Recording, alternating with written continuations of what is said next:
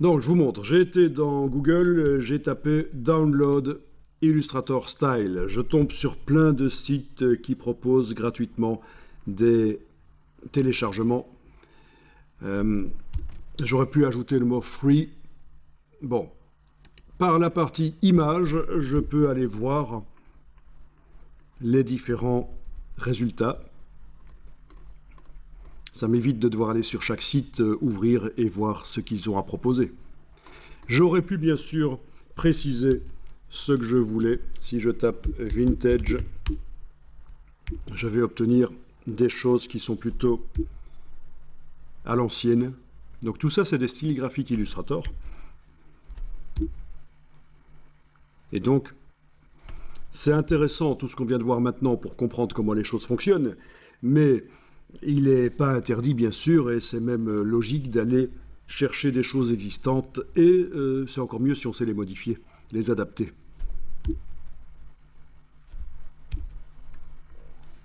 Voilà, bon. Alors, il se trouve que parmi toutes les choses qui étaient proposées, là j'ai retiré le mot vintage, parmi toutes les choses qui étaient proposées, je suis allé cliquer sur celle-là, parce que je trouvais ça chouette. Ça m'a ouvert des pages et petit à petit, je suis arrivé à une page de téléchargement et j'ai téléchargé et j'ai obtenu un zip que j'ai mis dans le dossier avec lequel on travaille. Le voilà. Ok. Alors avant de dézipper, c'est toujours une bonne chose de mettre le zip dans un dossier parce qu'on ne sait pas ce qui va sortir de là. Pas ça. Donc, fichier, nouveau dossier.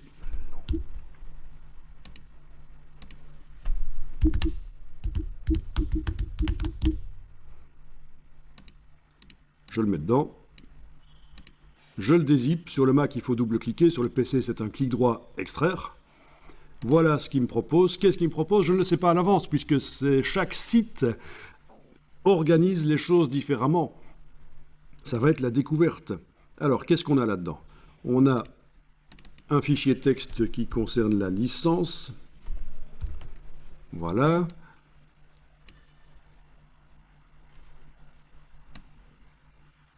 Donc, ok. Il faut se méfier un peu du texte ici. Pour voir s'il n'y aura pas... Oui, ils disent juste que si on cite la source, c'est apprécié, mais ce n'est pas obligatoire apparemment.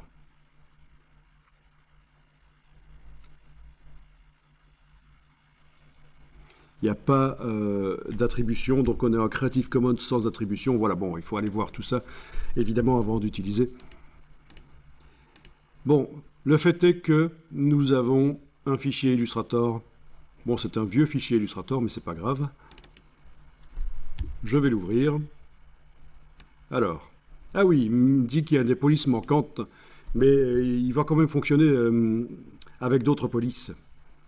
Ces polices-là ne sont pas installées sur mon ordinateur. Ok. Ah tiens, ça se présente comme ça. Oui, c'est celui-là, voilà. Il n'a pas les bonnes polices, mais on peut changer certainement la police en sélectionnant la ligne et par la palette caractères, menu fenêtre, texte, caractère, je vais pouvoir aller chercher peut-être un caractère un peu plus rond parce que je pense, et je vais retourner ici sur la page, je pense qu'à l'origine, cette chose, oui, c'était une police ronde, un peu script comme ça, au marqueur. Il faudrait que je trouve quelque chose qui ressemble, comme ça par exemple, voilà. Mais ça n'a pas d'importance, quelle est la police utilisée. L'effet spécial, il est là. Il est là. Et je vais donc... voyons un peu dans la palette aspect, quand on sélectionne cette ligne, oui, on a différents fonds avec différents effets spéciaux. Ah, il y en a plein. Différents contours aussi en dessous, avec des valeurs, des couleurs. Bon, tout ça est bien complexe. Et alors, là, logique que j'ai appliquée sur mon propre texte là, pour tester s'il ne serait pas bien à différentes dimensions, en gardant les contours de la même épaisseur. Je vais le faire ici. Je vais agrandir le plan de travail. Je vais mettre une copie de ça ici. Voilà. Dans les préférences générales, ceci doit être décoché. Mettre à l'échelle les contours et les effets, puisque le but est de tester ce que ça donne à différentes tailles. Je le déplace avec la touche Alt.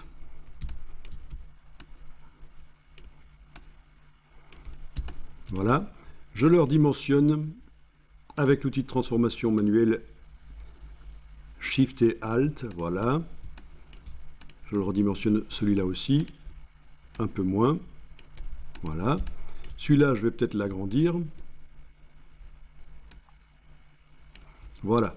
Et là, il faut que je décide quelle est la meilleure version parmi tout ce que j'ai obtenu là. Donc, on est d'accord, les épaisseurs, les décalages, les effets de transformation, tout ça sont les mêmes sur chacun des objets. Et comme ils sont à différentes tailles, ça donne un résultat différent. Je vais ici, dans les préférences générales, recocher, mettre à l'échelle les contours et les effets, et je vais les redimensionner pour qu'ils aient tous la même taille. Mais cette fois-ci, les effets se redimensionnent.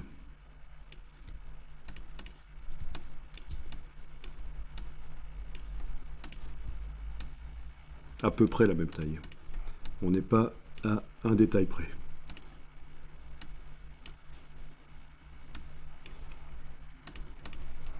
Voilà, et c'est là qu'il faut décider. Quelle est la meilleure version? Ça, c'est la version originale. Ça, c'est la version ici très agrandie et je vois apparaître des trous. Ça peut être sympa. En dessous de la version originale, j'ai une version qui était plus petite. Ça commence à foirer, les décalages, là. Ça marche pas trop bien avec ce style graphique que j'ai téléchargé. La version là, c'est un peu foireux aussi, mais parfois ça marchera bien. Sur certains objets, ça marchera bien si on les fait plus petits. Il n'y a pas de problème.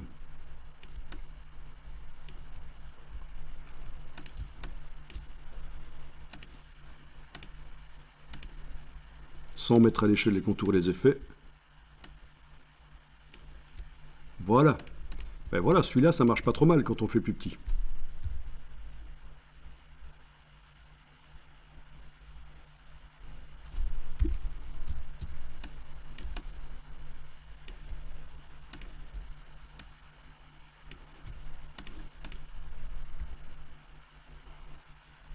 Ok, bon, pour l'effet qui m'intéressait ici, je vais décider que finalement c'est ça que je trouve le plus intéressant. C'est plus intéressant que celui qui m'avait été livré.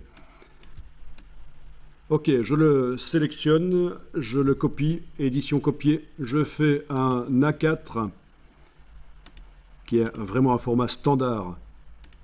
Un A4. Voilà l'A4, je colle. En ayant, dans les préférences générales, mise à échelle des contours et des effets cochés, je le redimensionne parce que je veux qu'il garde cet aspect-là, je veux que les effets se redimensionnent. Donc par transformation manuelle, je le redimensionne et je lui donne la taille à laquelle je compte l'utiliser. Les objets qui vont utiliser cet effet spécial, que ce soit du texte ou des objets d'ailleurs, vont devoir avoir à peu près cette taille-là, ou plutôt celle-là. Voilà, ok. Vous voyez, j'ai bien gardé l'aspect avec les trous qui étaient apparus suite à l'agrandissement. Et je trouvais que c'était sympa. Du coup, je le stocke dans la palette style graphique. Non, je stocke pas ça, je le sélectionne, il est sélectionné. Et dans la palette style graphique, je clique. Le voilà. Ok, il y en a un ancien là qui est arrivé avec, mais Il ne m'intéresse pas celui-là. Je vais le jeter. Il était attaché à l'objet, mais c'est vraiment celui-ci que je viens de faire. Je supprime l'objet et je peux l'utiliser sur des objets qui ont à peu près la même dimension. Et là, je peux m'amuser à dessiner ma superbe petite girafe. Voilà, c'est plutôt à la matière. Ok, et je teste qu'est-ce qui se passe si j'applique, ça ressemble à une main, c'est pas grave, si j'applique l'effet spécial sur cet objet, ben voilà, j'ai ce que je voulais obtenir. Ok, sur du texte,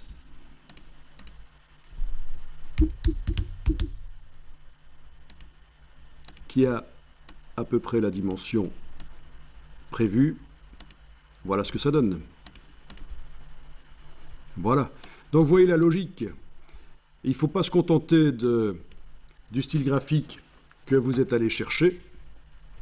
Il faut vraiment l'adapter, tester. Vous allez parfois obtenir mieux, en fait. Ouais, vous allez parfois obtenir mieux. On va essayer de réparer cette pauvre bestiole. Quand même. Ok.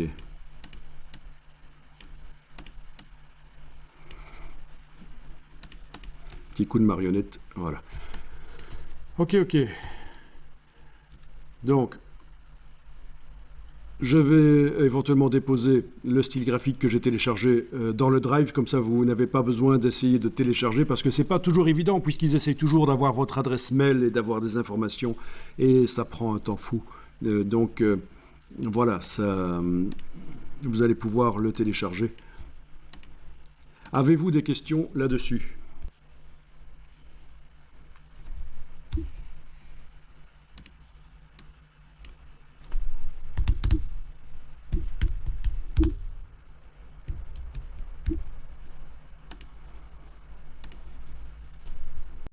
Alors, quelque chose que j'aimerais vous montrer, c'est ceci. Je vais ouvrir les fichiers récents, réouvrir un ancien travail. Voilà, celui-là.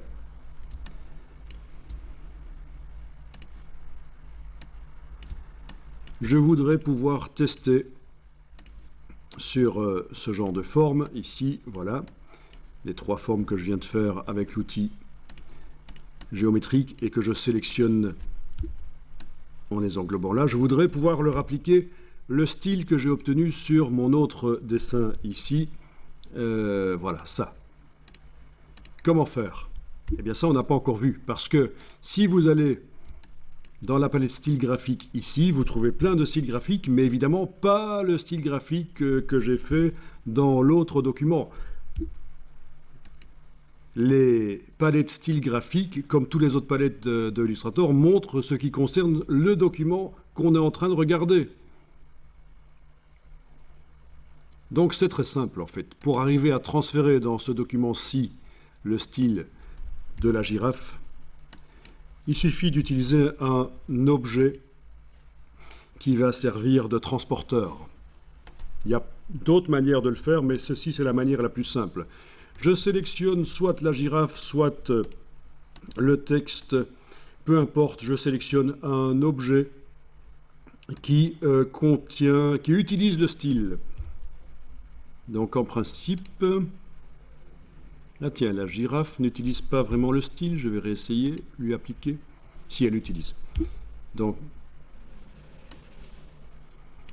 quand j'active la girafe, oui, ça s'encadre.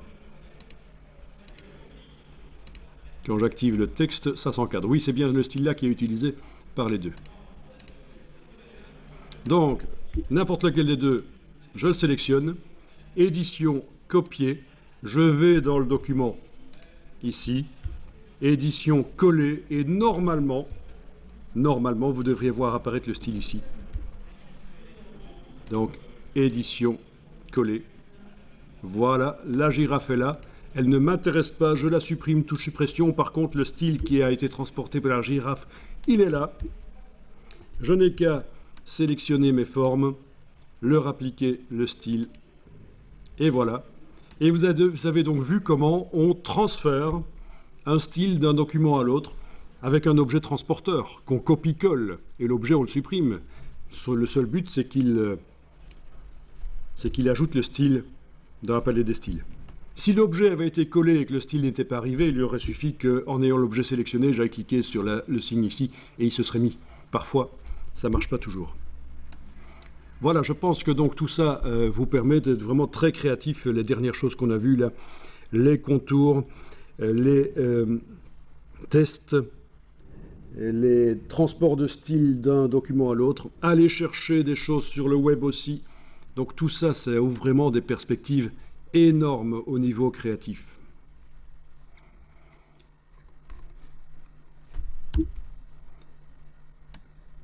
Sur le web, vous avez aussi pour Illustrator des brushes. Mais ça, on n'a pas encore étudié les brushes. Voilà, ça c'est une brush par exemple, la corde.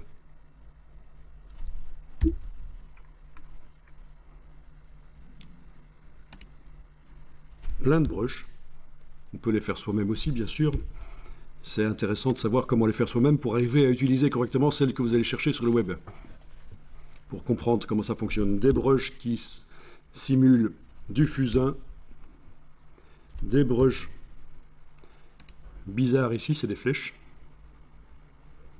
Et des ornementations. Enfin, il y en a des dizaines de milliers disponibles. Vous avez aussi des motifs. Il suffit de taper pattern, motif, et vous trouvez des dizaines de milliers de motifs Illustrator téléchargeables et modifiables. Il y a également des symboles. C'est des espèces de dessins pour faire des boutons. Des boutons d'interface web. Des clip art, des widgets, en fait, voilà, des symboles. Qu'est-ce qu'il y a d'autre disponible? Des dégradés, mais c'est moins intéressant parce qu'on peut les faire facilement soi-même. Gradient. Mais il y en a aussi plein à télécharger. Voilà, tiens, des dégradés qui font des simulations de dorure.